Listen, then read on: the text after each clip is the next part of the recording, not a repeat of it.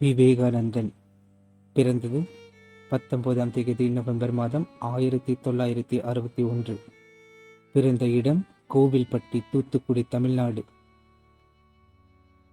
இவர் ஒரு சினிமா நடிகர் மட்டுமல்ல, ஒரு சோஷியல் ஆக்டிவிஸ்டும் கூட. இவரின் மனைவி அருள் செல்வி விவேக். 1987 முதல் 2021 வரை இவர் பல தமிழ் படங்களில் நடித்திருக்கிறார். பல சமூக தொண்டுகளும் செய்திருக்கிறார். இவருக்கு 3 குழந்தைகள். கே. பாலச்சந்தர் இயக்கத்தில் முதலாக மனதில் உறுதி வேண்டும் எனும் தமிழ் படத்தில் அறிமுகமானவர் நடிகர் விவேக். ஆரம்ப காலகட்டத்தில் இரட்டையர் நகைச்சுவை அதிகமாக இருந்தது. ஆனால்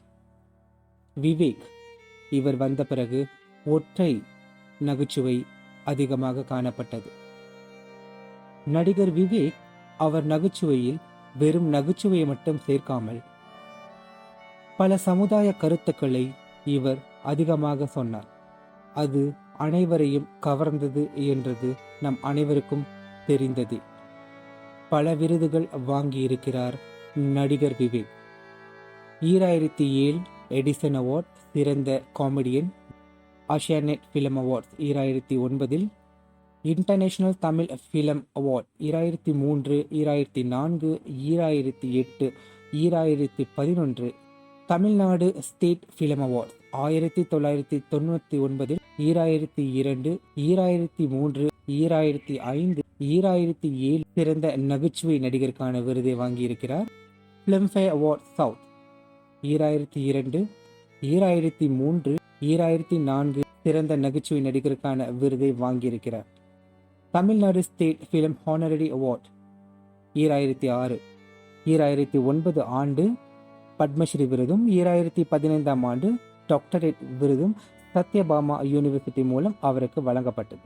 நடிகர் விவேக் கிரீன் கலாம் எனும் ஒரு விஷயத்தை துவங்கினார். முன்னாள் இந்திய அதிபரான APJ அப்துல் கலாம் ஐயா அவர்களால் கிரீன் குளோப் ப்ராஜெக்ட் மரங்களை நெடும் பணியில் அவர் ஈடுபட்டார். இன்று வரை 1 மில்லியன் மரங்களை நடிகர் விவேக் நட்டிருக்கிறார். நடிகர் விவேக் 17ஆம் தேதி ஏப்ரல் மாதம் 2021 அன்று இயற்கை எய்தினார். நம் அனைவருக்கும் இது ஒரு அதிர்ச்சியான தகவல். தமிழ் சினிமாவில் நகைச்சுவை ஜாம்பவானாக திகழ்ந்து வந்த நடிகர் விவேக் இனி நம்முடன் இல்லை. மனதிற்கு மிகவும் வருத்தமான விஷயம். அவர் ஆத்மா சாந்தி அடைய நாம் அனைவரும் பிரார்த்தனை செய்வோம். அவர் தொண்டு தொடர நாம் அனைவரும் இன்று ஒரு மரக்கன்றை நம் வீட்டில் நடுவோம். அடுத்து வரும் தலைமுறைக்கு பச்சை பசுமையான உலகத்தை விட்டு செல்வோம். அனைவரும் ஒன்று கூடி நடிகர் விவேக்கின் தொன்றை தொடருவோம்.